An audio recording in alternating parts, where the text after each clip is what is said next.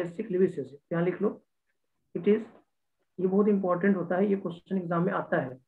It is monobasic Lewis acid, ये एक monobasic Lewis acid होता है बेटा। H3BO3 मोनोबेसिक लिविस एसिड होता है। अब अगर इसको आप लिखोगे BOH थ्राइस, H3BO3 का आप ऐसे लिख सकते हो BOH थ्राइस, और साथ में यहाँ पे OH माइनस लेके आ जाओ, मतलब इलेक्ट्रॉन पेयर एक्सेप्टर होगा। लिविस एसिड क्या होता है? इलेक्ट्रॉन पेयर एक्सेप्टर होगा। तो ये बनाएगा क्या? BOH4 माइनस, इसी को बोलते हैं Lewis acid. Lewis acid electron pair acceptor होता है। तो BOH thrice is a acid, Lewis acid, and this accept an electron pair OH minus give BOH4 minus, BOH4 minus। तो ये ऐसा बना लेता है, इसको लिए बोलते हैं H3BO3 is the सर यहाँ पे ये मोनोबेसिक क्यों बोला गया है? मोनोबेसिक इसलिए बोला गया है क्योंकि ये एक इलेक्ट्रॉन पेयर को एक्सेप्ट कर रहा है, इसलिए अच्छा मोनोबेसिक बोला जा रहा है। अगर एक से ज्यादा इलेक्ट्रॉन पेयर को एक्सेप्ट करता तो ये डाइबेसिक, ट्राइबेसिक, उसके बेसिस पे बोला जाता है, लेकिन यहाँ पे एक ही इलेक्ट्रॉन पेयर को एक्सेप्ट कर रहा है, इसलिए इसका नाम मोनोबेसिक होता है। देखो बहुत बार क्वेश्चन ये पूछता है, जैसे आपने देखा होगा कि H3 बहुत बार बोला है फॉल्स स्टेटमेंट, और उसमें लिखता है H3BO3 इज ट्राइबेसिक एसिड। तो H3BO3 ट्राइबेसिक तो नहीं होगा, H3BO3 is not a tribasic acid, H3BO3 is a protonic acid. तो H3BO3 प्रोटोनिक भी नहीं होगा। क्यों नहीं होगा? प्रोटोनिक एसिड का मतलब होता है अर्नियस एसिड। प्रोटोनिक एसिड का मतलब क्या होता है? अर्नियस एसिड। तो प्रोटोनिक एसिड उसको बोलते हैं जो H प्लस आयन देता है, उसको प्रोटोनिक बोलते हैं। तो H3BO3 H प्लस नहीं देता। क्यों नहीं देता? क्योंकि इलेक्ट्रॉन डेफिशिएंट होता है, और कोई इलेक्ट्रॉन डेफिशिएंट अपना इलेक्ट्रॉन कैसे दे सकता है? दे सकता है क्या? बोलो। H3BO3 is electron deficient, it does not give H plus ion. Okay, तो इसका मतलब ये प्रोटोनिक एसिड नहीं होगा, H3BO3 यस सर। प्रोटोनिक नहीं होगा। ये बहुत ध्यान रखिएगा, क्योंकि ये क्वेश्चन 2 बार आ चुका है अपने उसमें आया हुआ JEE मेंस में, कि एक बार पूछा था कि इनमें से फॉल्स स्टेटमेंट बताइए, और एक ऑप्शन दिया था H3BO3 ट्राई बेसिक एसिड, गलत हो गया। फिर एक बार और क्वेश्चन आया, उसमें बोला फॉल्स स्टेटमेंट बताइए, और H3BO3 के लिखा था protonic acid. H3BO3 protonic acid नहीं होता है, वो क्या होता है? लिविस एसिड होता है। थोड़ी थोड़ी बातें मैं यहाँ पे और लिख दूंगा, जिससे आपको क्लियर रहेगा। It is not protonic acid, ध्यान रखिएगा। It is not protonic acid, it is not protonic acid. It does not give, it does not give, it does not give H plus ion, it does not give H plus ion because it is electron deficient, because it is electron deficient. क्यों नहीं देता H plus? क्योंकि ये electron deficient होता है। It is electron deficient. Okay, बोलो। तो it is not protonic acid, it does not give H plus ion because it is electron deficient. Okay, yes sir, clear है सबको? एकदम एकदम। ये वाला पॉइंट याद रखिएगा, ये पूछा जाता है, इसलिए यहाँ पे जरूरी है ये आपको याद रखना। अब आइए H3BO3 के लिए कुछ रिएक्शन की बात करें। हीटिंग इफेक्ट ऑफ H3BO3, ये क्वेश्चन एग्जाम में आता है, हीटिंग इफेक्ट वाला। Heating effect of H3BO3, H3BO3 की हीटिंग इफेक्ट को थोड़ा सा ध्यान से देखेंगे। H3BO3 का हीटिंग इफेक्ट आता है, NCERT भी पढ़ेंगे तो आपको हीटिंग इफेक्ट ऑफ H3BO3 दिखाई देगा। सबसे पहले H3BO3 को जब आप हीट करते हो तो सबसे पहले बनता है, जैसे ये ऑर्थोबोरिक एसिड इसको बोलते हैं। बोरिक एसिड का नाम ऑर्थोबोरिक एसिड है। क्या नाम हाँ है? हाँ। Orthoboric acid. इसको जब आप तोड़ोगे तो ये बनेगा HbO2, मेटाबोरिक एसिड। और जब मेटाबोरिक एसिड को फिर से हीट करोगे तो ये बनता है H4B2O7। ये बोरेक्स का एक फॉर्मूला है, Na2B4O7 जैसे होगा ना, Na2, सॉरी ये ऐसे बनता है, पहले ये रुक जाइएगा ना, H2B4O7 बनता है, H2B4O7। और जब इसको आप हीट करोगे तो ये B2O3 बनता है। ये हीटिंग इफेक्ट होता है H3BO3 का। ये ऑर्थोबोरिक एसिड है। ये क्या है? ऑर्थोबोरिक एसिड है। ठीक है बेटा? और ये क्या है? ये आपका मेटाबोरिक एसिड है, मेटाबोरिक एसिड है। और वो बोरेक्स का एक वो बना हुआ है, H2B4O7 बनता है। फिर हीट करोगे तो ये B2O3 बन जाता है एनहाइड्रस फॉर्म में ना। ये हीटिंग इफेक्ट याद करना पड़ेगा, इंपॉर्टेंट है, ये इंपॉर्टेंट लिख लीजिए। हीटिंग इफेक्ट इंपॉर्टेंट है, जहां से क्वेश्चन एग्जाम में आ जाता है डायरेक्टली। H3BO3 को हीट करोगे HbO2 और HbO2 को हिट करोगे तो H2B4O7, और इसको हिट करोगे तो क्या बनेगा, B2O3। क्लियर है, बोलो। B2O3 का नाम क्या होता है सर? B2O3 को तो ऐसे बोरोन ट्राईऑक्साइड ही बोलते हैं, बोरोन ट्राईऑक्साइड, और ये एनहाइड्राइड ऑफ H3BO3 भी होता है। B2O3 is the anhydride of H3BO3 होता है। तो वो भी बोल सकते हो, या एनहाइड्रस फॉर्म बोल सकते हो, या फिर आप इसको बोरोन ट्राईऑक्साइड बोल सकते हो। Okay boron sir. ट्राईऑक्साइड बोलेंगे, ठीक है, क्लियर है, बोलो। Yes sir, yes sir. B2O3 ये वाला हीटिंग इफेक्ट एक बार देख लीजिएगा, ये इंपॉर्टेंट है। कुछ कुछ पॉइंट्स मैं आपको यहाँ पे टिक कर देता हूँ, वो इंपॉर्टेंट पार्ट है अपने लिए, जहाँ से क्वेश्चन डायरेक्ट होगा। जैसे ये वाला एक रिएक्शंस भी है, और ये इंपॉर्टेंट पार्ट भी है अपने लिए। तो ये है H3BO3 की कहानी। H3BO3 समझ में आया, बोरिक जी एसिड। इसके बाद नेक्स्ट आता है बोरेक्स, नेक्स्ट आता है बोरेक्स, नेक्स्ट हेडिंग दो बोरेक्स। देखो बोरेक्स भी अपने आप में बहुत इंपॉर्टेंट होता है, यहाँ से क्वेश्चन आता है बोरेक्स से। बोरेक्स का फॉर्मूला क्या होता है, सबसे पहले Na2B4O7 10H2। Na2B4O7, और साथ में होता है 10H2। देखो Na2B4O7 10H2, इसको बोलते हैं बोरेक्स, ठीक है ना, क्लियर है सबको। तो जी सर। बोरेक्स का इसका स्ट्रक्चर पूछा जाता है पहला। हाँ अंजलि लिख लो पहले, अब लिखते चलिए, आराम आराम से पढ़ते हैं, लिखते चलिए। लिखते लिखते चलेंगे ना तो सही सही रहता है, उससे क्या होता है ना, थोड़ा समझ में ज्यादा आता है, और नहीं लिखिएगा तो थोड़ा समझ में कम होता है। ऊपर से लिखो, हाइब्रिड यहाँ से शुरू हुआ है, hybridisation of H3BO3 sp2, it is monobasic Lewis acid BOH thrice plus OH minus BOH4 माइनस। और इसके बाद लिखा है it is not protonic acid, it does not give H plus ion because इसी को अप्रोटोनिक कहते हैं ना शायद। क्या बोलते हैं, अप्रोटोनिक, ए प्रोटोनिक जो भी है। ए प्रोटोनिक भी तो एक ही तरह का चीज होगा। ए प्रोटोनिक का मतलब क्या होगा, जैसे अप्रोटोनिक। प्रोटोनिक, हाँ। अप्रोटोनिक का मतलब भी तो प्रोटोनिक ही की तरह हो गया ना। अप्रोटोनिक का मतलब क्या होगा, नहीं प्रोटोनिक नहीं है। Yes sir, yes sir. तो ठीक है, बोल सकते हैं आप, ओके तब बोल सकते हैं। अप्रोटोनिक का मतलब अगर नहीं वाला सेंस दे रहा है तो बोल सकते हैं it is not, it is aprotonic acid, aprotonic acid जैसा आप बोल रहे हैं तो ठीक है, सही है। ये प्रोटोनिक एसिड नहीं होता, ये बात समझ में भी आ गया होगा आपको। क्यों नहीं होता है, क्योंकि इलेक्ट्रॉन डेफिशिएंट होता है ना, और इलेक्ट्रॉन डेफिशिएंट कोई भी H प्लस आयन नहीं दे सकता है। तो इसलिए ये अरेनियस एसिड भी नहीं है, जैसे कभी कभी प्रोटोनिक ना लिख के अरेनियस लिख देगा, तो अरेनियस भी नहीं है, ब्रोंस्टेड भी नहीं है। ये अरेनियस भी नहीं है और ब्रोंस्टेड भी नहीं है। क्यों नहीं है, क्योंकि अरेनियस और ब्रोंस्टेड का कंसेप्ट क्या है, जो H प्लस आयन देता है वो एसिड होता है। तो ये अरेनियस भी नहीं है, ब्रोंस्टेड भी नहीं है, ये लुईस एसिड है। पहली बात तो ये ध्यान रखिए, H3BO3 एक लुईस एसिड होता है। याद रहेगा कि नहीं रहेगा, बोलो। जी सर। Yes sir. यहाँ तक लिख लो पहले, लिखते चलो। हीटिंग इफेक्ट H3BO3 का लिख लो। H3BO3 का हीटिंग इफेक्ट है पहले HbO2, H2B4O7 और फिर B2O3, ये ऐसे हीटिंग इफेक्ट चलता है इसका। तो कभी कभी हीटिंग इफेक्ट से भी क्वेश्चन आ जाता है H3BO3 का। और उसके ऊपर जो पॉइंट लिखा है वो भी बहुत इंपॉर्टेंट है। जैसे आपके एक मॉडल में क्वेश्चन था, उसमें बोला था कि H3BO3 का जो स्ट्रक्चर है, लेयर्ड स्ट्रक्चर होता है, वो किसके कारण होता है। तो H3BO3 का जो लेयर्ड स्ट्रक्चर होता है वो हाइड्रोजन बॉन्ड के कारण बॉन्डिंग की वजह ये से। सर हो गया। हाइड्रोजन बॉन्ड के कारण होता है। तो H3BO3 का जो स्ट्रक्चर है वो किसके कारण है, लेयर्ड स्ट्रक्चर किसके कारण है, हाइड्रोजन बॉन्ड के कारण। ध्यान रखिएगा, ये क्वेश्चन बहुत पूछा जाता है। H3BO3 में जो लेयर्ड स्ट्रक्चर बन रहा है, जो फुटबॉल जैसा स्ट्रक्चर बन रहा है, वो कारण क्या है, वो कारण है वो हाइड्रोजन बॉन्ड। कारण क्या है, हाइड्रोजन बॉन्ड। चलो Na2B4O7 की बात करें, यहाँ तक देखेंगे। Na2B4O7 में इसका स्ट्रक्चर कुछ ऐसे लिखते हैं, देखो इसके फॉर्मूला को ऐसे लिखा जाता है, B4O5 OH4 B4O5 OH4 Na2, और दो वाटर अंदर ले लिया गया है, तो यहाँ पे 8H2 होता है।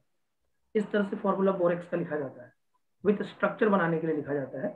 देखो Na2B4O5 OH4 8H2, कभी कभी क्वेश्चन में बोरेक्स का फॉर्मूला पूछता है, और क्या करता है कि आपको ये वाला फॉर्मेट में दे देगा, ये वाला फॉर्मूला दे देगा। तो ये फॉर्मूला गलत नहीं है, ये फॉर्मूला सही है, ठीक है।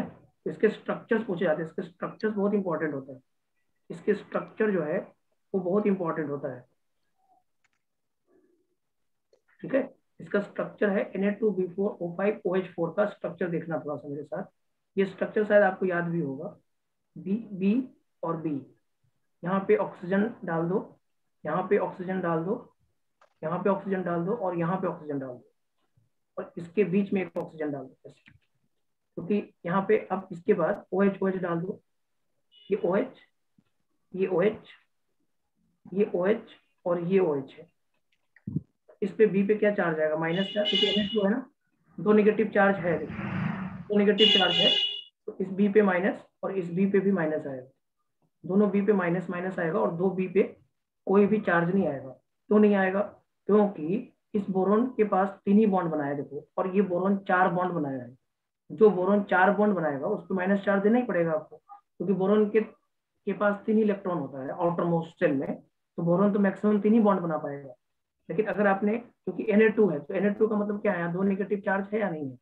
और दो नेगेटिव चार्ज है, तो एक बोरोन पे ये पे नेगेटिव दे दो और इस बोरोन पे नेगेटिव दे दो और बीच से ऑक्सीजन जोड़ दो। तो यहाँ पे ये हो गया Na2B4O5OH4 8H2O का स्ट्रक्चर, बोरेक्स का स्ट्रक्चर है। और बोरेक्स के स्ट्रक्चर से क्वेश्चन आता है, बोरेक्स के स्ट्रक्चर से भी क्वेश्चन आता है। सबसे पहला ये क्वेश्चन आता है कि जो बोरेक्स का स्ट्रक्चर होता है उसमें बोरोन का हाइब्रिडाइजेशन क्या होता है? क्या दोनों बोरोन एक ही हाइब्रिडाइजेशन शो करता है या दोनों बोरोन अलग अलग हाइब्रिडाइजेशन शो करता है? तो आंसर क्या होगा? सोच के बताओ। अलग अलग अलग अलग सर, sp3 है और एक सर एक sp2 है। Yes, तो दो बोरोन जो sp2 है, ये वाला हाइब्रिडाइजेशन sp2 है, 2 है, ये वाला हाइब्रिडेशन जो है sp2 है, ये वाला जो हाइब्रिडेशन है वो sp3। तो 2 टाइप ऑफ हाइब्रिडाइजेशन होता है यहाँ पे, एक sp3 और एक sp2। तो एक बोरॉन sp2 शो करता है और एक बोरॉन sp3 शो करता है। इसमें आप देखोगे तो इसमें B और B बॉन्ड नहीं है, BB बॉन्ड नहीं है, बोरेक्स में कोई BB बॉन्ड नहीं होता, यहाँ पे BOB बॉन्ड है। और पूछा जाता है कि नंबर ऑफ BOB बॉन्ड कितना है, तो कितना बताइएगा? देखो नंबर ऑफ BOB बॉन्ड यहाँ है, तो यहाँ है 3 4 और एक 5, नंबर ऑफ BOB बॉन्ड 5 है ना? हाँ, तो yes। स्ट्रक्चर्स का ध्यान रखेंगे। सबसे पहले तो लिखेंगे 2 type of hybridisation of boron, पहला लिख लो 2 type of hybridisation of boron, 2 type of hybridisation of boron. एक होता है sp2 और एक होता है sp3। ये पहला पॉइंट जो कि इंपॉर्टेंट बहुत है, क्वेश्चन आता है डायरेक्ट कि जो बोरोन होता है उसमें कितने तरीके का हाइब्रिडाइजेशन होता है, तो आपको बोलना है 2 तरीके का हाइब्रिडाइजेशन होता है, एक होता है sp2 और एक होता है sp3। There are 2 type of hybridisation of boron, sp2 and sp3। Okay, याद रहेगा? Yes, दो तरह का sir। हाइब्रिडाइजेशन याद करिए, sp2 और sp3। ठीक है, अब आइए आगे पॉइंट पे आइए। नंबर ऑफ BOB बॉन्ड की बात करें, नंबर ऑफ BOB बॉन्ड की बात करें, तो BOB बॉन्ड कितना होगा यहाँ पे? 5 होगा। नंबर ऑफ BOB बॉन्ड कितना होगा? 5 होगा। यहाँ तक देख लीजिए आप पहले, नंबर ऑफ BOB बॉन्ड 5 होगा। सही बच्चों को ये क्लियर होगा। और यहाँ पे BOH बॉन्ड भी 4 होगा। अगर मैं BOH बॉन्ड की बात करूँ और मैं लिखूँ नंबर ऑफ BOH बॉन्ड यहाँ पे कितना होगा? 4 होगा। BOH बॉन्ड 4 होगा, कोई BB बॉन्ड प्रेजेंट नहीं होगा, no BB bonds are present, no number of BB bond 0 होगा, नंबर ऑफ BB बॉन्ड 0 होगा। ये बोरेक्स के स्ट्रक्चर से क्वेश्चन होता है। बोरेक्स के स्ट्रक्चर का सबसे बढ़िया क्वेश्चन यही होता है, हाइब्रिडाइजेशन ऑफ बोरोन। पूछता है कि 2 तरह का हाइब्रिडाइजेशन किस वाले स्ट्रक्चर मिलता है, तो नाम है borax.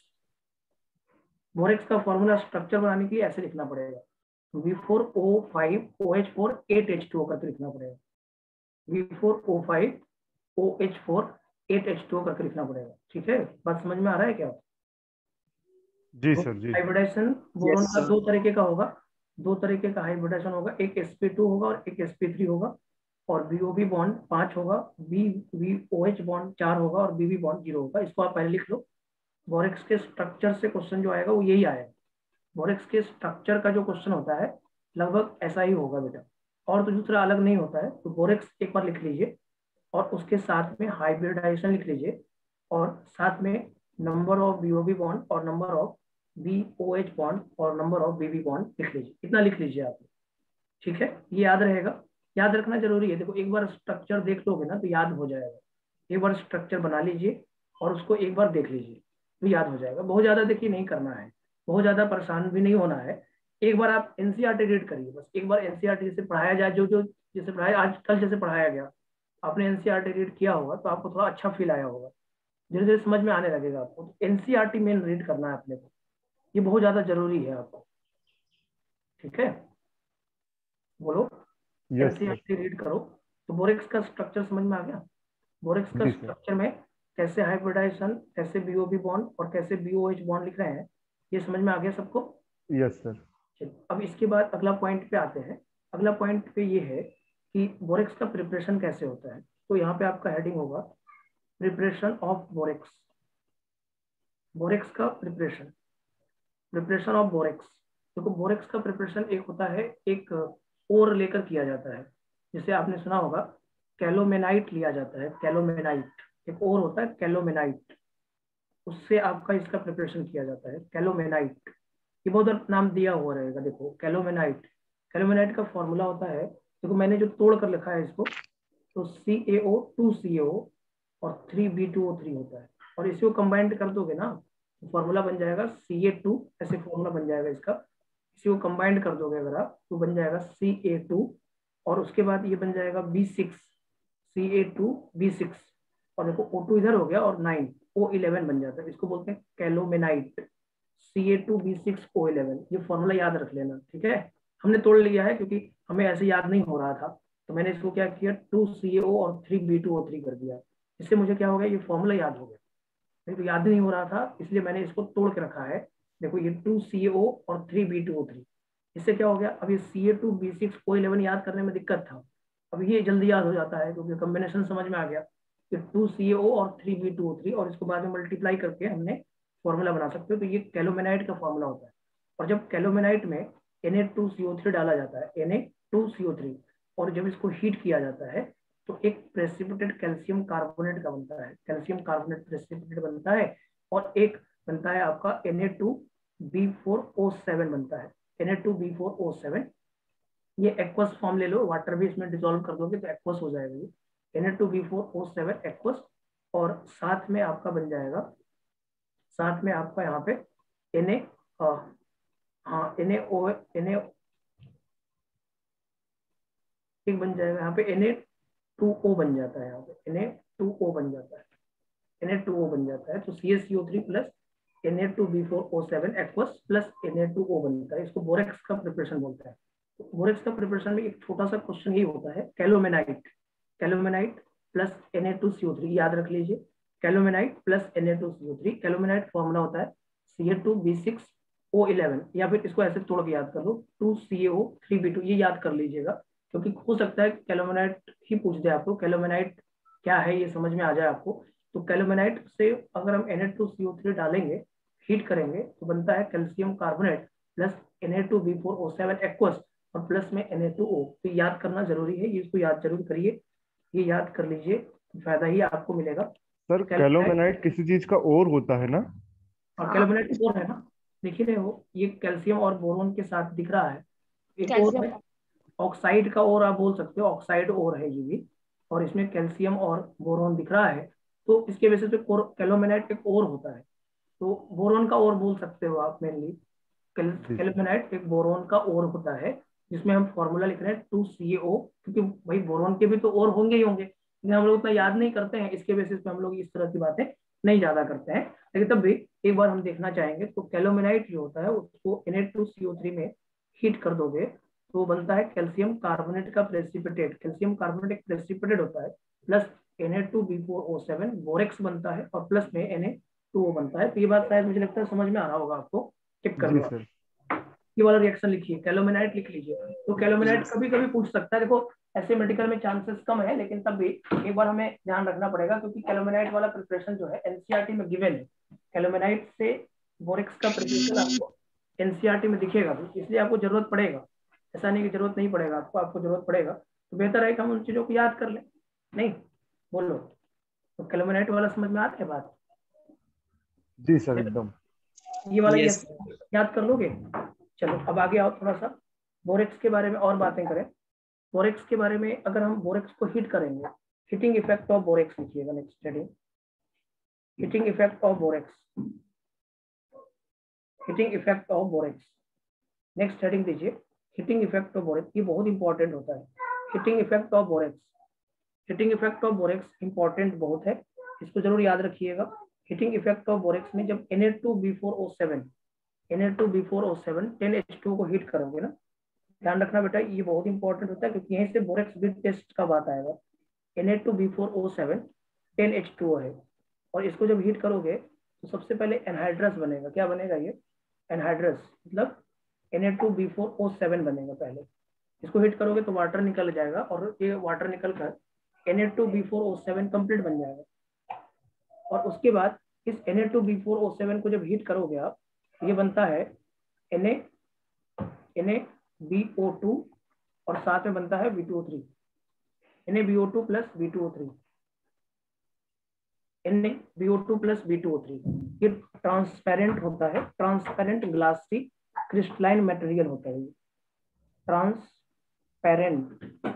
Transparent glassy crystalline material होता है। ये ग्लासी क्रिस्टलाइन मटेरियल होता है। ग्लासी क्रिस्टलाइन मटेरियल होता है। ये फॉर्मूला है NaBO2 plus B2O3, NaBO2 plus B2O3। देखो NaBO2 को तो आप समझ ही गए, ये मेटाबोरेट हो जाएगा। क्या हो जाएगा? ये मेटाबोरेट। बोरिक, ये मेटाबोरिक एसिड से बना है ना, तो मेटाबोरेट, और ये ऑर्थो बोरिक एसिड से बना है, तो इसको आप बोरेट भी बोल सकते हैं, बोरेट भी बोल सकते हैं। बोरिक एसिड से बोरेट बनेगा, तो boron trioxide NaBO2 plus B2O3, इसको बोलते हैं ट्रांसपेरेंट ग्लासी क्रिस्टलाइन मटेरियल। याद करिए, इसको याद करिए। हाँ बोलो बेटा। हाँ बोलो। ये सर एनहाइड्रस का सब मतलब क्या होता है? एनहाइड्रस का मतलब ये होता है जब वाटर मॉइस्चर खत्म हो जाता है उसको एनहाइड्रस बोलते हैं। जब मॉइस्चर खत्म सॉलिड होता है, सॉलिड हो जाता है। हाँ, जो एनहाइड्रस का मतलब सॉलिड बोल सकते हो आप, उसमें कोई दिक्कत नहीं। एक्वस से पूरा हट कर वो सॉलिड में चला जाना एनहाइड्रस कहलाता है। एक सेकंड रुकिए, यस रुकिए पहले तब तक हम लोग।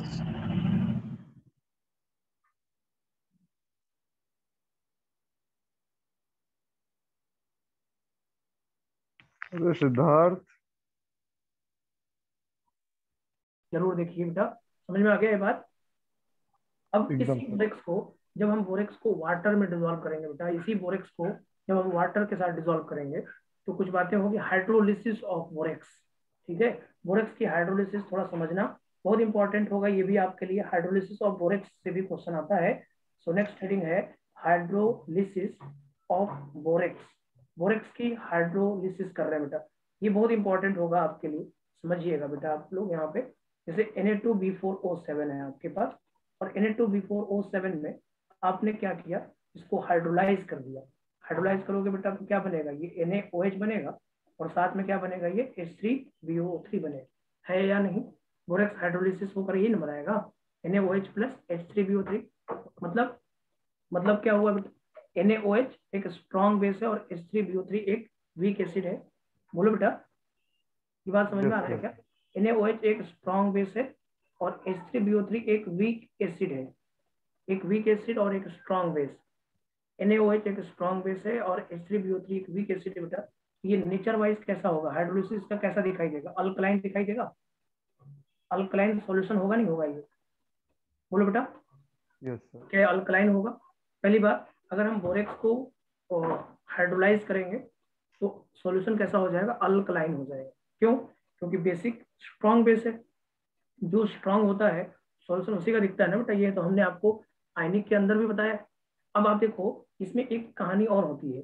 इसी H3BO3 को जब ये NaOH के साथ मिला दोगे ना, ये H3BO3 NaOH के साथ मिल गया ना, तो ये एक सॉल्ट बनाएगा BOH4 माइनस, NaBOH4, NaBOH4 बनेगा बेटा। क्या बनेगा? NaBOH4। थोड़ा सा यहाँ पे और एक इंपॉर्टेंट लाइन आपके सामने आने वाला है। जब बोरेक्स की हाइड्रोलिसिस करोगे तो H3BO3 बनेगा, ये तो समझ में भी आता है अपने को। फिर आप H3BO3 को NaOH में डालोगे तो NaBOH4 बनेगा। तो देखो बेटा, इस पूरे हाइड्रोलिसिस के दौरान मुझे एक बात समझ में आया कि एक वीक एसिड भी बन रहा है और उसका एक सॉल्ट भी बन रहा है। इसका मतलब बोरेक्स की हाइड्रोलिसिस से एक बफर सॉल्यूशन बनता है। क्या बनता है? बफर। क्या ये सही है? क्या ये सही है? Yes sir, yes sir. तो सही है क्योंकि देखो ये एक यस एसिड सर। वीक है और इसका सॉल्ट स्ट्रॉन्ग है, इसलिए हाँ इस बोरेक्स के हाइड्रोलिसिस से बोलते हैं acidic buffer solution. It form acidic buffer solution. ये क्वेश्चन आता है बेटा कि बोरेक्स की हाइड्रोलिसिस होती है तो क्या बनता है, तो बोल दे सकते हैं आप बफर बनता है और वो बफर कैसा होता है, एसिडिक होता है। क्यों? क्योंकि एसिड वीक है और उसका सॉल्ट स्ट्रॉन्ग है, इसलिए इसको बोलेंगे एसिडिक बफर सॉल्यूशन। इसको बोलेंगे एसिडिक बफर सॉल्यूशन। यहाँ पे क्या बनेगा बेटा, एसिडिक बफर सॉल्यूशन बनेगा। क्या बनेगा, एसिडिक बफर सॉल्यूशन। वो ध्यान रखने वाली बात है बेटा, जो जरूर ध्यान रखिए कि ये एसिडिक बफर सॉल्यूशन बनता है जब हम बोरेक्स की हाइड्रोलिसिस करते हैं तो एक बफर बनता है और वो बफर एसिडिक बफर सॉल्यूशन होता है। एसिडिक बफर सॉल्यूशन होता है। क्यों होता है? क्योंकि एक वीक एसिड और उसका सॉल्ट, हमने बताया है आपको एसिडिक बफर के अंदर जब हम आयनिक पढ़ा रहे थे आपको, तो मैंने ये बोला था बेटा कि एसिडिक बफर सॉल्यूशन वो होता है जिसमें एक वीक एसिड हो और उसका एक सॉल्ट स्ट्रांग हो। एक वीक एसिड हो और उसका एक सॉल्ट स्ट्रांग हो, तो ऐसा होता है एसिडिक बफर सॉल्यूशन होता है। इसको बोलते हैं एसिडिक बफर सॉल्यूशन। याद आ रहा है कुछ आपको? ये यस लिखो, सर। हाइड्रोलिसिस ऑफ बोरेक्स, और ये इंपॉर्टेंट लाइन है। ये क्या बनाता है, एसिडिक बफर सॉल्यूशन। तो रिएक्शंस याद करो ना करो कोई फर्क नहीं पड़ता, लेकिन एक पॉइंट जरूर याद रखो बेटा कि बोरेक्स की हाइड्रोलिसिस में बफर सॉल्यूशन बनता है। बोरेक्स की हाइड्रोलिसिस से बफर सॉल्यूशन बनता है और उसको बोलते हैं एसिडिक बफर सॉल्यूशन। क्या बोलते हैं? Acidic buffer solution. तो आप यहाँ लिखना चाहो तो सर लिख। हाँ बोलो। ये जो सेकंड वाला बनाए हैं सर, ये कब सर, जैसे ये लिख देते हैं ओ एच, मतलब कब नीचे होल फोर का, ये कब लिख देते हैं सर? कोई देखो, H3BO3 का फॉर्मूला ऐसा होता है। H3BO3 फॉर्म जो होता है ऐसे बनता है। H3BO3 इस फॉर्म में भी रह सकता है, BOH थ्राइस के फॉर्म में। और हमने अभी पढ़ा था कि H3BO3 एक लुईस एसिड है। लुईस एसिड का मतलब इलेक्ट्रॉन पेयर एक्सेप्ट, तो BOH थ्राइस OH माइनस को एक्सेप्ट करेगा तो BOH4 ही तो बनाएगा। BOH थ्राइस H3BO3 को BOH थ्राइस लिखते हैं। अच्छा तब ठीक, यस सर। हाँ। BOH थ्राइस प्लस NaOH, तो आप खुद देखो BOH4 बनेगा कि नहीं बनेगा? ये क्यों जी। बनेगा? और इसके ऊपर वाले में सर समझ में आ गया, इसके ऊपर वाला सर। इसके ऊपर तो हाइड्रोलिसिस है। देखो आप पढ़े होंगे कि आपका अगर कोई सॉल्ट दिया है, एक strong acid weak, sorry strong base weak acid का, हाइड्रोलाइज करने पे वो, जैसे आप हाइड्रोलिसिस कोई भी NaCl का हाइड्रोलिसिस करोगे तो क्या बनाओगे आप? Na प्लस और Cl माइनस। NaOH और प्लस हाँ। HCl, जी यही सर। बनता है ना। तो हाँ। Na2B4O7 में बोरिक एसिड है और NaOH है, इसी दोनों को मिलाकर तो Na2B4O7 बना होगा। NaOH और H3BO3 से जब वाटर निकाला गया होगा तभी ना बना होगा Na2B4O7, तो उसी का सॉल्ट है ये। सॉल्ट किसका है? अगर कोई पूछे कि बोरेक्स किसका सॉल्ट है तो आप क्या बोलोगे? NaOH और H3BO3 का सॉल्ट है। इसके अलावा कौन सा है? एसिड बोरिक एसिड है और और जो बेस है वो NaOH है। NaOH और H3BO3 का सॉल्ट होता है Na2B4O7 ना। तो एक ठीक। बात ध्यान ध्यान रखिए, नोट पॉइंट में लिख देता हूँ बेटा, hydrolysis of borax give acidic buffer solution. ध्यान रखिएगा, क्वेश्चन आएगा आपके पास। Hydrolysis of borax, hydrolysis of borax give acidic buffer solution. Acidic buffer solution, तो याद रखिए, लिख लीजिए यहाँ तक। हाइड्रोलिसिस ऑफ बोरेक्स लिख लो बेटा, सब लोग लिख लीजिए। हाइड्रोलिसिस ऑफ बोरेक्स लिख लीजिए, Na2B4O7 plus water, NaOH plus H3BO3, और फिर इसके बाद ये acidic buffer solution. So hydrolysis of borax give acidic buffer solution. So लिख लीजिए सब लोग बेटा, पहले लिख लीजिए उसके बाद आगे बढ़ते हैं। लिख लीजिए। Anjali, yes sir. तुम्हारा माइक सही हो गया? अभी तौफीक तुमसे कुछ कह यस रहा सर, था। हो गया। तौफीक कुछ कह रहा था यस। तुमसे, क्या कह रहा था तौफीक? सर जाने दीजिए आप। बोलो क्या बोल रहे थे? कुछ नहीं, ऐसे ही हाल चाल बस। तुमसे क्वेश्चन पूछ रहा था हाल शायद। चाल तो नहीं लोगे। क्या चलो, बोल रहा था सर? पता नहीं अरे हम फिर तो, कभी पूछ लेंगे। हाँ एक क्वेश्चन पूछना था शायद, हमको बोला नहीं। तुम्ही से कुछ पूछना चाह रहा था, क्वेश्चन पूछना चाह रहा था, तो शैलेंद्र ने जवाब दे दिया ऐसे क्वेश्चन का। नहीं शैलेंद्र? अरे नहीं सर, आप हमको बताइए सर, हम तो कुछ बोले ही नहीं। नहीं तुमने बोला नहीं, सही बात है। चलो ठीक है, कोई बात नहीं, तो उसको देख लीजिए। तो ये समझ में आ गया बेटा, यस सर, हो गया। इतनी पॉइंट्स, इतने पॉइंट्स समझ में आ गया है आपको? Yes sir. तो ये आपका कंप्लीट हो गया बेटा यहाँ तक। और उसके बाद अब एक थर्ड है डाइबोरेन का कहानी। डाइबोरेन पे लेके चलते हैं आपको। डाइबोरेन बहुत बहुत इंपॉर्टेंट है बेटा, क्वेश्चन आने की पूरी संभावना है कि डाइबोरेन ही आ जाए। अगर आप बोरॉन फैमिली से कोई क्वेश्चन आए, आप एक बार सोच सकते हो कि डाइबोरेन ही आ जाए। अरे बहुत सर, इंपॉर्टेंट है। नहीं, क्योंकि डाइबोरेन से क्वेश्चन जेई एडवांस के अंदर भी आया हुआ है। और डाइबोरेन में क्या आता है वो सब हम समझाएंगे आपको। डाइबोरेन की पहली पूरी कहानी समझते हैं। सबसे पहले डाइबोरेन का स्ट्रक्चर समझते हैं। डाइबोरेन के स्ट्रक्चर में ही बहुत कहानी है। नहीं, डाइबोरेन के स्ट्रक्चर में ही बहुत सारी कहानियां हैं। B2H6 इसका फॉर्मूला होता है। नहीं, याद आ रहा है कुछ? बोलो। और यस सर। इसके यस। एक ब्रिज बॉन्ड होता है ऐसे, ऐसा ब्रिज बॉन्ड होता है, ये H होता है और ये ऐसे, और टर्मिनल हाइड्रोजन ऐसे होता है, ऐसे होता है। इसको बोलते हैं, इसी को बोलते हैं डाइबोरेन का स्ट्रक्चर है। डाइबोरेन का स्ट्रक्चर है। इसमें आप देखोगे कि ये ब्रिज वाला होता है, इसको बी बोलते हैं, HB इसको बोलते हैं HT इसको बोलते हैं HT। इसका मतलब क्या है? HB, terminal. हाँ HB, सर हाँ बिटवीन और टर्मिनल। हम्म। ब्रिज हाइड्रोजन इसको बोलते हैं। Bridge terminal. ब्रिज का मतलब होता है दो को जोड़ने वाला ब्रिज कहलाता है। और HT का मतलब होता है टर्मिनल हाइड्रोजन। HT का मतलब होता है टर्मिनल हाइड्रोजन। इसको थोड़ा सा बारीकियों से समझते रहिएगा, क्योंकि हम बहुत सारे पॉइंट इसमें लाएंगे हम। और इस बार जेईई मेन में क्वेश्चन भी आया, उसी पॉइंट से आया। सबसे बड़ी बात तो ये सीधे सीधे आया है, एंगल वाला क्वेश्चन पूछा था, कुछ भी नहीं था, आसान था। HB ब्रिज हाइड्रोजन और HT क्या है? Terminal hydrogen. पॉइंट समझ में आएगा 120 आपको। और 95 आता है ना सर? अभी हम समझाएंगे, सब 120 समझाएंगे भी। आता है। आपको याद तो आपने किया, सही किया है। तो मैं आपको समझाऊंगा कैसे आता है वो सब कुछ, तो आपको उससे थोड़ा सा क्लियरिटी आएगी। आपने यस याद सर। किया होगा, लेकिन आपने लॉजिक नहीं समझा होगा, बस याद कर लिया होगा। कभी कंफ्यूज भी कभी हो सकते हैं कि अंदर वाले का था कि बाहर वाले का था। ऐसा हाँ। कभी होता है कि नहीं? Yes sir. जब आपको रटोगे तो ऐसा ही होगा, लेकिन रटना नहीं है। देखो, तुम्हारे साथ कंसेप्ट को समझेंगे। पहले तो ये बात बताइए, ये मॉलिक्यूल कैसा है? पोलर है या नॉन पोलर है? सर ये, नॉन पोलर होना चाहिए। यस, ये नॉन पोलर है, क्योंकि BH3 जो मॉलिक्यूल होता है वो नॉन पोलर होता है। तो B2H6 भी क्या होगा? नॉन पोलर ही होगा। यहाँ पे ये मॉलिक्यूल नॉन पोलर होगा, यस पहला सर। कहानी। नॉन पोलर का मतलब क्या होता है? डाइपोल मोमेंट जीरो होता है, नेट डाइपोल मोमेंट जीरो होता है। तो BH3 से ही तो बना है B2H6, तो BH3 का नेट डाइपोल मोमेंट तो जीरो है, क्योंकि ट्राइगोनल प्लेनर है। तो BH3 का नॉन प्लेन पोलर होता है, तो ये भी क्या होगा? नॉन पोलर होगा। इसमें इलेक्ट्रॉन डेफिशिएंट मॉलिक्यूल है ये। पॉइंट वाइज करके लिखें, पॉइंट वाइज करके लिखें बेटा। हाँ। ये नॉन पोलर है। दूसरा point, electron deficient electron deficient molecule है या नहीं बेटा? बोलो। इलेक्ट्रॉन डेफिशिएंट मॉलिक्यूल है। अब इसमें बताओ, इसमें 3 सेंटर और 2 इलेक्ट्रॉन वाला बॉन्ड कहाँ कहाँ पे है? कितना बॉन्ड है? 3 सेंटर और 2 इलेक्ट्रॉन। 3 सेंटर और 2 इलेक्ट्रॉन, ये देखो HB जो है ना, और ये 3 सेंटर। देखो यहाँ पे आप देखिए, ये एक सेंटर, ये एक सेंटर और ये एक सेंटर, 3 सेंटर है। और उसमें इलेक्ट्रॉन कितना है? एक और एक, दो। तो 3 centre 2 electron bond, bridge bond जहाँ बना है उसको बोल रहे हैं।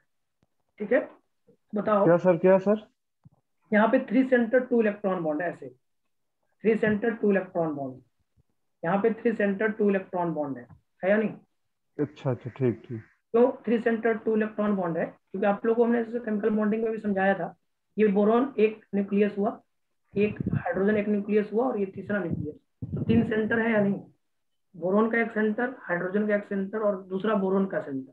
तो 3 सेंटर, और इलेक्ट्रॉन कितना है यहाँ पे? 2 ही इलेक्ट्रॉन है ना, दो, हाँ एक हाँ। यस इलेक्ट्रॉन, सर, दो yes sir. Electron. Number of 3 centre 2 electron bond कितना है बोरेन में, डाइबोरेन में? 1 2। 2। हाँ 2 है ना बेटा। हाँ ठीक है। Number of 3 centre 2 electron bond 2 है। मुझे बताओ, number of 2 centre 2 electron bond कितना है? 2 सेंटर 2 1 2 3 4। 2 सेंटर 2 4। इलेक्ट्रॉन, हाँ 2 सेंटर 2 इलेक्ट्रॉन बॉन्ड का मतलब ये देखो, ये वाला है ना, टर्मिनल वाला। देखो ये 2 सेंटर है और इसमें 2 इलेक्ट्रॉन है। इसका एक इलेक्ट्रॉन, इसका एक इलेक्ट्रॉन। इसमें भी 2 सेंटर 2 इलेक्ट्रॉन, इसमें भी 2 सेंटर 2 इलेक्ट्रॉन, इसमें भी 2 सेंटर 2 इलेक्ट्रॉन। तो number of 2 centre 2 electron bond कितना होगा? 4 होगा। Number of 2 centre 2 electron bond कितना होगा? 4 होगा। तो 3 सेंटर 2 इलेक्ट्रॉन बॉन्ड 2 होगा बेटा, और 2 सेंटर 2 इलेक्ट्रॉन बॉन्ड 4 होगा। ठीक है, पहले इसको लिखो, फिर हम आगे पॉइंट्स को लेकर चलते हैं। पहले डाइबोरेन का ये 4 पॉइंट लिखिए। B2H6 है ये। B2H6 का स्ट्रक्चर ऐसे भी बना सकते हो आप, यहाँ पे बनाना बॉन्ड भी बना सकते हो। बनाना मतलब ये वाला बनाना बॉन्ड बन जाएगा ऐसे, इस तरह से बना सकते हो आप, ऐसे ना, ऐसे आप बना सकते हो, और हाइड्रोजन को ऊपर दिखा सकते हो। क्लियर है? तो पहले इतना पॉइंट लिखो, ये नॉन पोलर है, इलेक्ट्रॉन डेफिशिएंट मॉलिक्यूल है, 3 सेंटर 2 इलेक्ट्रॉन बॉन्ड 2। ये बहुत बार क्वेश्चन आया हुआ है कि डाइबोरेन में कितना 3 सेंटर 2 इलेक्ट्रॉन बॉन्ड होता है, तो 2 होता है। ब्रिज बॉन्ड वाला जो है ना, ये देखो 3 सेंटर 2 इलेक्ट्रॉन बॉन्ड, ये है 1 2 और 3, ये 3 सेंटर हो गया और इसमें इलेक्ट्रॉन 2 ही है, तो number of 3 centre 2 electron bond 2 होगा और 2 सेंटर 2 इलेक्ट्रॉन बॉन्ड 4 होगा। तो ये क्वेश्चन एग्जाम में बहुत बार आया हुआ है, बहुत इंपॉर्टेंट है। पांचवा पॉइंट इंट्रोड्यूस कर रहे हैं, पांचवा पॉइंट इंट्रोड्यूस करते हैं। देखो पांचवा पॉइंट में ये बोलते हैं, बेटा मुझे बताओ इसमें से कितने ऐसे हैं जो प्लेन में है, टोटल कितने नंबर ऑफ एटम्स हैं जो प्लेन में है बेटा, कितने total number of atoms plane में है। तो सर एक नहीं, एक ये दोनों नहीं है बेटा, ये दोनों प्लेन में नहीं है। 1 plane 2 3 4 5 6 total number of atoms in a plane is equal to maximum number of atoms in a plane is equal to 6 है बेटा। क्यों? क्योंकि ये वाला देखो, ये परपेंडिकुलर पे है, दो या तो ये बाहर की तरफ है बेटा या अंदर की तरफ, ऐसे एक बाहर की तरफ एक अंदर की तरफ। तो इसके इस वाले बी के ये परपेंडिकुलर जाएगा, इस वाले बी के ये परपेंडिकुलर जाएगा, मतलब 2 सेंटर 2 इलेक्ट्रॉन बॉन्ड और 3 सेंटर 2 इलेक्ट्रॉन बॉन्ड एक दूसरे के परपेंडिकुलर होते हैं बेटा। ठीक है, तो maximum number of atom, like maximum number of atom in a plane is equal to 6 होगा। क्या बोलेंगे आंसर यहाँ बेटा? 6 बोलेंगे। अगर आपसे कोई पूछेगा कि डाइबोरेन में कितना maximum number of atom plane में होता है, तो आपका आंसर ये होना चाहिए, maximum number of atom in a plane is equal to 6, क्योंकि 2 बोरॉन हो गया बेटा और 4 टर्मिनल हाइड्रोजन। ये कैसे सोचा आपने? ये 2 बोरॉन सोचा मैंने बेटा और प्लस मैंने सोचा 4 terminal hydrogen, 4 HT, 4 terminal hydrogen से 6 ही टोटल प्लेन में आएंगे। Maximum number of atoms in plane equal to 6 है। सर लास्ट वाला एक बार फिर से थोड़ा समझा दीजिए सर। पांचवा नंबर, हाँ ये देखो, ये बोरोन, ये सब हाँ ये जो है ना, इतने 6 एटम प्लेन में है। और जो ब्रिज वाला है ना, ब्रिज वाला एक अंदर ऐसे बना हुआ है, तो ब्रिज वाला एक ऊपर होगा, मतलब बाहर की तरफ होगा, और एक वाला हम्म। अंदर की तरफ होगा, तो परपेंडिकुलर हो गया ना। अगर मैं इसको प्लेन मान रहा हूँ तो इसके अंदर जाएंगे तो परपेंडिकुलर जाएंगे ना हम, ये इसके दोनों अंदर बाहर दिख रहा है ना सर? दोनों। दोनों 3D में बनाओगे तो दोनों बाहर नहीं दिखेगा। 3D का मतलब क्या होता है? वेज डैश फॉर्मेशन होता है बेटा। वेज डैश का मतलब ये हुआ कि इसको आप बाहर अंदर दिखा सकते हो, ये वाला ऐसे दिखा दो, ये अंदर की तरफ दिखा दो, इमेजिन, जस्ट इमेजिन करो। टेट्राहेड्रल में क्या होता है? वेज और डैश लाइन होता है ना बेटा, एक वेज दिखा दो एक डैश दिखा दो, तो तभी तो परपेंडिकुलर रहेगा ही ना।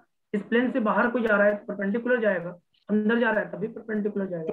प्लेन का मतलब क्या हुआ? प्लेन का मतलब ये प्लेन है मान लो तुम्हारा, हाँ ये प्लेन है। ये प्लेन है, और इसके अंदर की हाँ बात करेंगे तो इसके अंदर जाएंगे तो कैसे होगा? ये ऐसे रहेगा, परपेंडिकुलर ही तो हुआ ये, ऐसे थोड़ी जाएगा। अगर ऐसे जाएगा तो पैरेलल हो जाएगा, ऐसे रहेगा ना, हाँ हाँ परपेंडिकुलर होगा, उसी को परपेंडिकुलर बोलते हैं। एक प्लेन के अंदर की तरफ है तो परपेंडिकुलर है, बाहर की तरफ है तभी वो परपेंडिकुलर। ठीक है, तो अच्छा। Maximum number of atoms in a plane equal to 6, 2 boron और 4 टर्मिनल हाइड्रोजन। ठीक है, अब आइए थोड़ा सा एक पॉइंट और लेते हैं। जो 3 सेंटर 2 इलेक्ट्रॉन बॉन्ड है is perpendicular to 2 centre 2 electron bond. ठीक है, याद रखिएगा, 3 centre 2 electron bond is perpendicular to 2 center 2 electron bond. 3 center 2 electron bond is perpendicular to 2 center 2 electron bond. 3 centre और 2 इलेक्ट्रॉन बॉन्ड जो होता है, 2 सेंटर 2 इलेक्ट्रॉन बॉन्ड के परपेंडिकुलर होता है। ठीक है, 7वां नंबर पॉइंट पे आइए। 7वां नंबर पॉइंट पे मुझे बताइए बोरोन का हाइब्रिडाइजेशन क्या होगा? Hybridisation of each boron in diborane is sp3 या 2 होता है इसमें। ये sp3 होगा, sp3 सही बोल रही हो, क्योंकि देखो यहाँ पे 4 बॉन्ड तो बन ही गया ना, हाइपोथेटिकली ही बना, लेकिन बना तो 4 बॉन्ड। इस बोरोन ने 4 बॉन्ड तो बनाया ही, भले ही वो एक इलेक्ट्रॉन का हो चाहे 2 इलेक्ट्रॉन का है, तो बॉन्ड ही ना। तो बोरोन ने 4 बॉन्ड बनाए, इसलिए। सर हाँ बोलो। ये अगर पूछेगा कि इसमें डाइबोरेन में उसका हाइब्रिडाइजेशन क्या होता है, तो सब लोग sp2 बोलेंगे ना। sp3 कौन बोला है? sp2 हाइब्रिडाइजेशन sp3 आ रहा है तो sp3 बोलेंगे कि sp2 बोल देंगे? डाइबोरेन बना के फायदा ही क्या हुआ मुझे, जब मुझे sp2 ही बोलना था। जब मुझे sp2 बोलना तो डाइबोरेन मैंने बनाया क्यों? क्योंकि 4 बॉन्ड नहीं दिख रहा है आपको। एक बोरोन ने 4 बॉन्ड बनाया कि नहीं बनाया? आपको कहाँ लिखा हुआ है कि वो 1 इलेक्ट्रॉन से बनाया कि 2 इलेक्ट्रॉन से बनाया? वो बॉन्ड तो है ना भाई, तो बोरोन ने 4 बॉन्ड बनाया तो sp3 बोलेंगे कि sp2 बोलेंगे? देखिए आप सामने ही तो है आपके, ये इधर 1 बॉन्ड, ये 2 बॉन्ड, इधर 3 बॉन्ड, ये 4 बॉन्ड नहीं दिख रहा है? इधर भी देखिए, yes 1 bond, 2 bond, 3 bond, 4 bond, 4 bond जब भी बनाया तो स्टेरिक नंबर 4 हो गया। इसका मतलब hybridisation of each boron, hybridisation of each borane, boron sorry, hybridisation of each boron, hybridisation of each boron in diborane is equal to sp3। याद रखिए, पूछा जाएगा ये भी क्वेश्चन कि बोरोन का हाइब्रिडाइजेशन क्या होता है डाइबोरेन में, बोलिएगा sp3 है। चलिए अगला पॉइंट पे आपसे डिस्कस करने वाले हैं। अब मानिए कि अगर ये वाला एंगल θ1 है और अंदर वाला एंगल θ2 है, तो बताइए कौन सा एंगल ज्यादा है? θ1 ज्यादा है θ2 से या θ2 ज्यादा है θ1 से? सर θ1 सर ज्यादा होना चाहिए θ2 से। हाँ θ1 ज्यादा। हाँ θ1 ज्यादा होगा, ये तो एकदम सही बात है, गलत नहीं है। कोई मुझे इसका रीजन बताएगा? कोई भी याद किया सर होगा क्योंकि आपने? देखिए सर इसमें सर जो हाइड्रोजन है सर वो दूर दूर जा सकता है जो θ1 का है। ये सर बी वाले में अगर वो ज्यादा दूर चला जाएगा तो उससे बॉन्ड नहीं बना पाएगी, सर एक ही इलेक्ट्रॉन है और दोनों को चाहिए, इसके वजह से। इसके तो ये एक्सप्लेनेशन तो ठीक है, लेकिन बहुत बढ़िया नहीं है। इसका एक्सप्लेनेशन ये दे सकते हैं कि यहाँ पे क्या है, यहाँ पे जो टर्मिनल हाइड्रोजन के बीच में जो बॉन्ड बना है, वो जो बना है वो बना है, इसमें 2 इलेक्ट्रॉन है, तो इलेक्ट्रॉन यहाँ पे ज्यादा है, जबकि यहाँ पे इलेक्ट्रॉन एक इलेक्ट्रॉन है। देखो आप, एक इलेक्ट्रॉन ही तो है, तो यहाँ पे रिपल्सन ज्यादा यस होगा। मोर रिपल्सन मोर बॉन्ड एंगल होता है ना। यहाँ पे रिपल्सन ज्यादा इसलिए है क्योंकि यहाँ पे हाइड्रोजन में इलेक्ट्रॉन ज्यादा है, मोर number of electrons present in the terminal पे ज्यादा इलेक्ट्रॉन प्रेजेंट है, तो मोर रिपल्सन। इट मीन्स θ1 बड़ा है θ2 से, θ1 बड़ा है θ2 से, याद रखिएगा। जैसे आपने बताया था शैलेंद्र, आपने बताया कि एक 120-122 डिग्री के आसपास होता है बाहर वाला, और अंदर वाला 97 डिग्री होता है। 95 यस 95-97 बोलते हैं। हाँ। θ1 ग्रेटर देन θ2 होगा। रीजन क्या दोगे? Repulsion between lone pair, repulsion between lone pair at terminal position is maximum. Repulsion between lone pair at terminal position is more than bridge position. Bridge position से ज्यादा terminal position में lone pair repulsion से, इसलिए θ1 बड़ा है θ2 से। चलिए 9 number पे थोड़ा सा आइए, तो 9 नंबर क्वेश्चन मैं आपसे पूछूंगा, बॉन्ड लेंथ किसका ज्यादा होगा, ब्रिज वाले का या टर्मिनल्स वाले का? ब्रिज का। सही बात है, क्योंकि ब्रिज 3 सेंटर और 2 इलेक्ट्रॉन से मिलकर बना है। 3 सेंटर है, तो 3 सेंटर जो है वो अगर मिलके बना है बेटा, तो 3 सेंटर से मिलके बनने के कारण जो ब्रिज वाले थोड़ा फैलाव ज्यादा होगा, तो 3 सेंटर 2 इलेक्ट्रॉन से मिलके बना है, इसीलिए आप ब्रिज वाला जो बॉन्ड लेंथ होगा वो टर्मिनल वाले से ज्यादा होगा। मतलब आप ये बोलेंगे 8वां नंबर 9 नंबर जो क्वेश्चन यहाँ पे आएगा, बॉन्ड लेंथ ऑफ, ये बड़ा इंपॉर्टेंट होता है, ये BHB is more than BHT होगा। HB वाला बॉन्ड लेंथ टर्मिनल वाले से ज्यादा होगा। अब यहाँ पे एक क्वेश्चन मैं आपसे और पूछना चाहता हूँ, 10 नंबर, मुझे बताइए बॉन्ड स्ट्रेंथ किसका ज्यादा होगा, ब्रिज वाले का या टर्मिनल वाले का? सर टर्मिनल वाले का। जैसे एक छोटा सा क्वेश्चन मैं आपको अभी आपको जो आपने आंसर दिया है उस आंसर को आप खुद बदल दोगे। देखो मैं आपको बोलता हूँ, पहले सुनोगे आप। कोई एक इलेक्ट्रॉन को 3 न्यूक्लियस खींच रहा है, एक इलेक्ट्रॉन 2 इलेक्ट्रॉन है टोटल, और उसको 3 न्यूक्लियस खींच रहा है, और दो इलेक्ट्रॉन है और 2 न्यूक्लियस खींच रहा है, किसमें ज्यादा खिंचाव रहेगा? सर 3 वाले में। सीधी सी बात है, 3 न्यूक्लियस 2 इलेक्ट्रॉन को खींच रहा है और 2 न्यूक्लियस 2 इलेक्ट्रॉन को खींच रहा है, ज्यादा अट्रैक्शन कहाँ है? 3 वाले में। 3 वाले में। सीधी सी बात है, अगर न्यूक्लियस 2 को पकड़ के खींचेगा तो इसका मतलब वो ज्यादा खींच लेगा, तो अट्रैक्शन ज्यादा होगा। इसलिए ब्रिज वाला जो बॉन्ड स्ट्रेंथ होता है ना, वो टर्मिनल वाले से ज्यादा होता है। इसलिए जब भी आप कोई रिएक्शन करवाते हो ना, तो पहले टर्मिनल वाला हाइड्रोजन टूटता है, बाद में ब्रिज वाला टूटता है, ध्यान रखना। ये जो आपने ये सोचा बॉन्ड लेंथ के हिसाब से सोच लिया आपने सोचा कि बॉन्ड लेंथ के हिसाब से बॉन्ड स्ट्रेंथ सोच लिया कि बॉन्ड लेंथ ज्यादा है तो बॉन्ड स्ट्रेंथ कम होगा। लेकिन यहाँ पे आप उसको दूसरे लॉजिक से सोचिए कि आपके पास 2 इलेक्ट्रॉन है ब्रिज में और उसको 3 न्यूक्लियस अट्रैक्ट कर रहा है, और आपके पास टर्मिनल में भी 2 ही इलेक्ट्रॉन है, लेकिन उसको 2 ही न्यूक्लियस अट्रैक्ट कर रहा है, तो ज्यादा अट्रैक्शन फील कहाँ पे आएगा? ब्रिज वाले पे आएगा। इसलिए जब भी बेटा रिएक्शन होता है ना, तो टर्मिनल हाइड्रोजन टूटता है, ब्रिज वाला सबसे लास्ट में टूटता है। ध्यान रखने वाली बात है बेटा, ध्यान रखने वाली बात है ये। ब्रिज बॉन्ड, ब्रिज आप यहाँ लिख सकते हैं, bond strength of at bridge position, bridge is more than terminal position. मतलब BHB bond strength is more than BHT bond strength. मतलब बॉन्ड एनर्जी भी ज्यादा हो गया। अगर बॉन्ड स्ट्रेंथ ज्यादा है, बॉन्ड एनर्जी भी ज्यादा हुआ ना बेटा। बोलो यस सर। 10 नंबर में आप क्या क्या बोलने वाले हो? अब यहाँ लिखना है, ये बहुत इंपॉर्टेंट पॉइंट है जहाँ पे बच्चा जरूर गलती करता है, क्योंकि वो सोच नहीं पाता है। Bond strength of BHB more than BHT। Reason क्या दोगे? रीजन ये है कि in bridge position, in bridge position, in bridge position, in bridge position, 2 electron is attracted by 3 nucleus in bridge position। हर चीज का रीजन भी मैं दे रहा हूं आपको, थोड़ा थोड़ा समझोगे बेटा तो आ जाएगा। 2 electron is attracted by 3 nucleus, 3 nucleus, और in terminal position, in terminal position 2 electron is attracted by 2 electron is attracted by 2 nucleus, 2 electron is attracted by 2 nucleus। Bond length और बॉन्ड स्ट्रेंथ, ये 10 पॉइंट है भाई, 10 point याद करना पड़ेगा आपको। B2H6 का ये 10 पॉइंट, इसको बनाना बॉन्ड में भी जोड़ लो, इसको बनाना बॉन्ड भी बोलते हैं। Electron deficient bond is known as banana bond, ये भी लिख लो। Electron deficient bond is banana bond, electron deficient bond is. तो ये दूसरा है, सही दूसरा रीजन है। किसका? नहीं 11। ये तो 11वां पॉइंट है ना।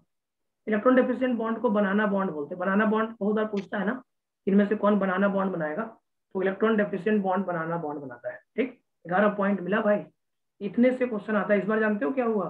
जेईई मेन के अंदर पूछा B2H6 का क्वेश्चन, उसने पूछा था एंगल, पूछा था इसका एंगल ज्यादा हो। इतने पॉइंट्स पहले आप लिखो, पहले 11 पॉइंट आप लिखिए। पहले कहाँ तक लिख चुके हैं आप मुझे बताइए, वहां से आपको फिर लिखना है। आपको कहाँ तक लिख चुके हैं?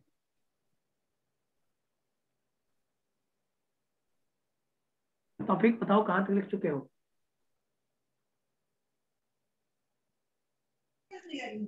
यस सर, हो गया। अंजलि लिख ली? Yes sir. Yes sir. सैन लिख ली आप जी लोग? जी सर, जी सर जी। आप लोग फास्ट हो गए लिखने में, मतलब साथ साथ में लिख रहे हैं आप लोग? नकल करके पास हुए हैं ना सर। अरे नहीं, मैं नहीं कह रहा हूँ, तो साथ में लिख रहे हैं, अच्छी बात है। नहीं, हमने सोचा कि जैसे रुक रुक के लिखते हैं ना बच्चे, पहले समझते हैं फिर लिखते हैं, तो अगर वैसे लिख रहे हैं तो फिर मैं रुक के लिखवाऊंगा आपको पहले, क्योंकि लिखने से क्या होता है ना, क्योंकि वो रिदम थोड़ा बना रहता है, और नहीं लिखने से रिदम बनता नहीं है, फिर मजा नहीं आता है। मैंने थोड़ा सा फिर सोचा, लॉजिक मैंने फिर चेंज किया। कल मैंने सोचा बहुत, फिर मैंने सोचा कि नहीं, अब आराम से पढ़ाऊंगा थोड़ा। मैं थोड़ा जल्दीबाजी में पढ़ाने लगे, मैं लिखते चला जा रहा था, मुझे ऐसा महसूस हुआ कल। नहीं, तो फिर मैंने सोचा कि थोड़ा धीरे धीरे पढ़ाऊंगा, आराम से पढ़ाऊंगा। आराम से पढ़ाना ही सही रहेगा। तो ये बेहतर है कि हम उसको पहले लिखवाएं, फिर उसके बाद आगे बढ़ें। क्लियर है यहाँ? सर और क्या क्वेश्चन पूछा था सर? यही वाला क्वेश्चन पूछा था B2H6 से लेकर। B2H6 में जो जेईई मेन के अंदर ऑफलाइन में भी क्वेश्चन आ चुका है, उसमें ये आया है कि number of 3 centre 2 electron bond कितना है, और 2 सेंटर 2 इलेक्ट्रॉन बॉन्ड। ये तो आपके मेडिकल में भी आया हुआ है। B2H6 में 3 सेंटर 2 इलेक्ट्रॉन बॉन्ड और 2 सेंटर 2 इलेक्ट्रॉन बॉन्ड के नंबर्स वाले क्वेश्चन आए हैं। तो ये जितने पॉइंट्स बोरन डाइबोरन के हो सकते थे, वो मैंने पूरे समराइज किया है, यहाँ पे लिखवा दिया है आपको। कैसे एंगल कैसे ज्यादा हो गया, बॉन्ड लेंथ क्यों ज्यादा है, ये सब कुछ, ये बातें हमने पूरी लाइन लिखी है। 11 टोटल पॉइंट लिखे हैं।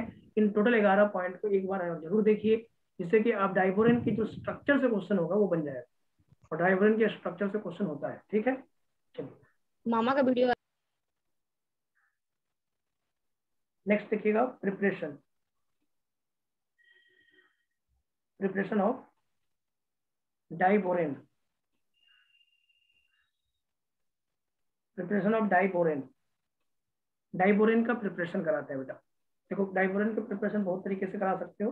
कुछ रिएक्शन लिख रहे हैं हम Mg3B2 और इसको H2 के साथ रिएक्ट करवा दो, Mg3B2 plus H2, Mg3B2 plus H2, नहीं क्या बनेगा ये, एक वाटर ले लेते हैं Mg3B2 प्लस वाटर, ये सही रहेगा, हाइड्रोलिसिस करवा दो MgOH ट्वाइस और साथ में बनेगा B2H6, पहला प्रिपरेशन हुआ। दूसरा ले लो BCl3 और H2 रिएक्ट करवाओ, बनेगा B2H6 साथ में HCl। तीसरा करवाइए, ये इंपॉर्टेंट रिएक्शन होता है BF3 प्लस LiAlH4 बनाएगा B2H6 प्लस LiF और साथ में AlF3। लिखिए ये इंपॉर्टेंट रिएक्शन है, याद करिएगा। BF3 plus LiAlH4, BF3 plus LiAlH4, B2H6 plus LiF plus AlF3। Important लिख लीजिए, ये वाला रिएक्शन पूछता है। B2H6 का प्रिपरेशन का पार्ट है ये, देखो Mg3B2 का हाइड्रोलिसिस कराओगे तो वो B2H6 बनेगा, BCl3 और H2 जोड़ोगे तो B2H6 बनेगा, और BF3 और लिथियम एल्युमिनियम हाइड्राइड आपको पता भी है एक स्ट्रॉन्गेस्ट रिड्यूसिंग एजेंट होता है। दूसरे को क्या करेगा, ऑक्सीडाइज, यहाँ पे BF3 B2H6 में जाएगा, स्ट्रॉन्गेस्ट रिड्यूसिंग एजेंट होता है ना, तो दूसरे को करेगा रिड्यूस, खुद को करेगा ऑक्सीडाइज। दूसरे को कर दिया रिड्यूस, देखो ये +3 था ना बेटा, बोरॉन +3 पे था, यहाँ कहाँ पहुंच गया -3 पे, तो ये एक स्ट्रॉन्गेस्ट रिड्यूसिंग एजेंट होता है, आपने पढ़ाया होगा इसको, स्ट्रॉन्गेस्ट रिड्यूसिंग एजेंट होता है। दूसरे को करेगा रिड्यूस, खुद को करेगा ऑक्सीडाइज, खुद को करेगा ऑक्सीडाइज, खुद को किया ऑक्सीडाइज। देख लो यहाँ पे ये प्रोडक्ट बनता है, ये इंपॉर्टेंट प्रोडक्ट है BF3 plus lithium aluminium hydride. Okay, next class पढ़ेंगे इसका chemical reactions, chemical reaction of diborane. अब आप बना सकते हो। हाँ बोलो, एक चीज बता दीजिए सर, बोलो। वो जैसे सर हम लोग जैसे B2H6 है, BF3 है, इन सबको सर कहते हैं इलेक्ट्रॉन डिफिशिएंट ना सर? कहते हैं, एकदम बात सही है। तो सर जैसे कोई भी कंपाउंड है तो हम कैसे मतलब उसका क्या निकाल के देख सकते हैं कि इलेक्ट्रॉन डिफिशिएंट है कि नहीं? देखो इलेक्ट्रॉन डेफिशिएंट का मतलब जिसका ऑक्टेट कंप्लीट नहीं है वो इलेक्ट्रॉन डेफिशिएंट। हाँ जैसे BF3 है sir, BF3 electron deficient molecule है। हाँ कैसे सर, देखिए बोरोन का हाइब्रिडाइजेशन करें अगर, BF3 का हाइब्रिडेशन sp2 ही होगा, डाइमर थोड़ी एग्जिस्ट कर रहा है, ये जिस फॉर्म में है उसी फॉर्म में रह गया। तो BF3 तो 3 ही बॉन्ड बनाया ना फिर तो। यस सर, BF3 जब 3 ही बॉन्ड बनाया तो sp2 होगा। हाँ ठीक है, तो इलेक्ट्रॉन डिफिशिएंट कैसे होगा सर ये? इलेक्ट्रॉन डेफिशिएंट का कहाँ ऐसा मीनिंग होता है कि हाइब्रिडेशन sp2 नहीं हो सकता है? नहीं तो कैसे बताते हैं सर कि इलेक्ट्रॉन डिफिशिएंट है सर? इलेक्ट्रॉन डेफिशिएंट मैंने फिर बोला, जिसके पास ऑक्टेट इनकम्प्लीट है वो इलेक्ट्रॉन डेफिशिएंट है। हाँ तो जैसे बोरोन का सर इसमें निकालें तो 1:2:2 उतना क्यों जा रहे हो, BF3 बना है ना, BF3 में फ्लोरीन ने 3 बॉन्ड बनाया है और 3 बॉन्ड हाँ 6 इलेक्ट्रॉन होता है। हाँ तो sp2, sp2 खत्म। तो इसका तो ऑक्टेट कंप्लीट है ना सर? BF3 का कहाँ ऑक्टेट कंप्लीट है? BF3 के पास, बोरोन के पास 3 इलेक्ट्रॉन होता है और फ्लोरीन के साथ तो 3 बॉन्ड बना लिया, 6 इलेक्ट्रॉन हुआ, कहाँ ऑक्टेट कंप्लीट है आपको? ठीक सर, ठीक। आपको ऑक्टेट कहाँ कंप्लीट दिख रहा है? BF3 6 ही तो इलेक्ट्रॉन दिखा रहा है, तो BF3 इलेक्ट्रॉन डेफिशिएंट होता है। लेकिन इसमें बनाना बॉन्ड नहीं होता है, इसमें बैक बॉन्डिंग होता है। BF3 में बैक बॉन्डिंग होता है, नहीं BF3 BCl3 BBr3 और BI3 इनमें बैक बॉन्डिंग कंसेप्ट लगता है। ठीक है, ठीक। सेक्शन ए और सेक्शन बी बना लो, बन जाएगा। केमिकल रिएक्शन और डाइबोरेन वाला थोड़ा सा रुकना होगा, तो 1-2 क्वेश्चन छोड़ देना। हाँ बोलो सर, कल तो ऑर्गेनिक केमिस्ट्री पढ़ाएंगे ना? हाँ कल थर्सडे है, कल ऑर्गेनिक केमिस्ट्री पढ़ाएंगे। सही बात सर, तो कल उसका डिस्कशन करेंगे ना? कल ऑर्गेनिक का डिस्कशन कर देंगे, ठीक है एरोमेटिक सर। तक पढ़ा देंगे। यस सर, लोग कर लीजिएगा, एरोमेटिक वाला तक कर ही लीजिएगा, GOC1 पूरा कर लीजिए आप लोग। ठीक है सर। कल पढ़ा देंगे तो फ्राइडे छुट्टी रहेगा ना आप लोगों का। Yes sir. फिर संडे, वैसे 3 दिन तो हमें पढ़ाना ही पढ़ाना है। ठीक है सर। ऑर्गेनिक पढ़ाना ही है आपको। कल आप पढ़िएगा, ठीक है? कल कौन सा दिन है सर? कल है थर्सडे। तो कल कैसे ऑर्गेनिक पढ़ाएंगे? तो फ्राइडे छुट्टी है ना। फ्राइडे को छुट्टी है ना। तो सर की कहाँ छुट्टी है? अरे सर की मेरी छुट्टी नहीं है, टॉपिक छुट्टी, टॉपिक समझ रहे हो आप? टॉपिक अच्छा अच्छा अच्छा अच्छा, वो है ध्यान हाँ रखना हाँ। पड़ेगा ना यार। नहीं नहीं, ठीक छुट्टी ठीक मतलब ठीक। छुट्टी। नहीं नहीं भैया, ठीक छुट्टी तो है। छुट्टी, बाकी की छुट्टी नहीं। अरे नहीं नहीं भैया, हमें याद नहीं था ना, सॉरी सॉरी। अरे भैया आप। हाँ। टॉपिक है छुट्टी है, इसलिए कल क्लास ऑर्गेनिक का होगा। नहीं नहीं नहीं। यस से वहीं भिजवा देना। जरूर जरूर। कोई मेरा मुस्लिम फ्रेंड नहीं है, बस एक तुम ही हो, भिजवा देना। अच्छा ऐसी बात है क्या? हाँ यार, हाँ यार। वहीं भेज देना। नहीं, बड़ा अच्छा लगता है यार, हमारे पास पहले बहुत बार आता रहता था जब वो ये क्लास चलो चलता टेंशन रहता नहीं था। फिर। अरे हाँ, बहुत चालाक आदमी है, कुछ नहीं भेजेगा सर। चलो बेचारा कहाँ से भेजेगा, किसी दिन ले आएगा। अरे बहुत दिन, बड़ा अच्छा लगता है। नहीं सर, ये भी मिर्जापुर में, मैं भी भिजवा सकता है, भिजवा दो फिर। अब तो भाई तुम्हारा तो मिल जाए, तुमको मिल सकता है। चलो फिर तुम लोग एंजॉय करो। ठीक है, ओके, थैंक यू। क्लास मिलते हैं बेटा आपसे। Thank you sir. Thank you sir.